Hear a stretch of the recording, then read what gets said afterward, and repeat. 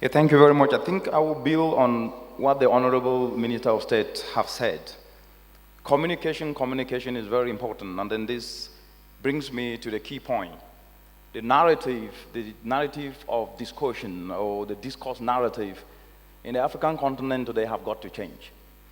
Environment needs to become a solution provider to either transport, to either the Ministry of Finance, to either the Ministry of Energy, to either agricultural issues in the country. And to be able to change this, we need to start with three things. Africa education system needs a total revamping. Africa needs an education revolution. The challenges, as mentioned earlier by all the speakers, are enormous. And one sector cannot solve it. And if you look at what is currently happening in the African continent today, there are a lot of sectoral aspects that could have been combined to add up. But because of the silos, so many things are happening, but they're not adding up, and then the problems still persist.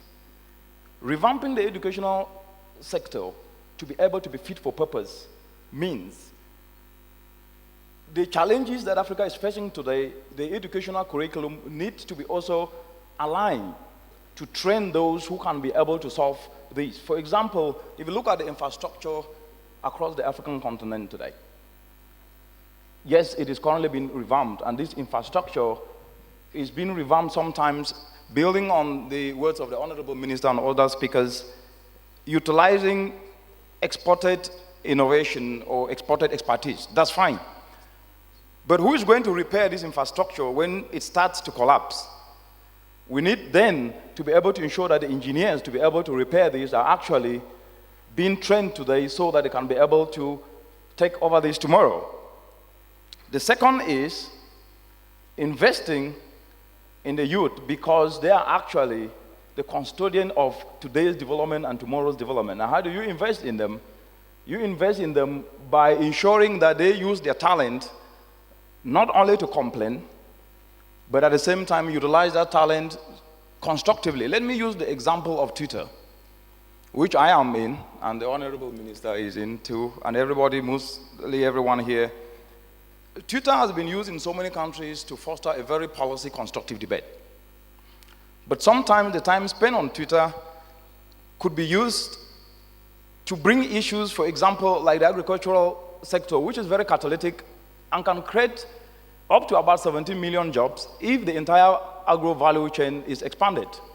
But there could be a debate on Twitter on where the financing will come from. But most of the time, utilizing that technological tool, which is savvy to so many, have not actually resulted in policy discourse. I'm not saying that the youth are not doing that, but this is an area whereby most of us seated here with mobile phones could utilize. The second is how can environment, especially in the area of funding today, with a changing climate, it's estimated that Africa needs $50 billion to be able to adapt to the changing climate if the world reaches 2 degrees. The $100 billion which during the Cancun COP in Mexico, developing countries were actually to contribute this yearly by 2020. But what has actually been raised today is approximately about $13 billion, meaning, and that is not only for Africa, that is for developing countries. So even the share that is going to come to Africa will not even up to the 50 billion that Africa needs. Can Africa then look internally to generate internal resources to be able to fund adaptation? And this is a discussion that needs to bring everyone on board, both state and non-state stakeholders, as articulated in Article 5 of the Paris Agreement. And here we can start looking where I think Nigeria is actually leading here, coming with a Nigeria incentive risk lending to the agricultural sector. This is a debate that other countries can be able to learn from Nigeria and integrate ecological-based approaches which have been proven to be a risk averter, which then the farmers who are using this can then have loans at a very low interest rate. And the last part is activism should not only use environment as an issue, but as a solution. And therefore, talking about activism as a solution will bring more people on board from both sides, either it is state actors or non-state actors, but dovetail towards solutions that Africa needs to address its problems today.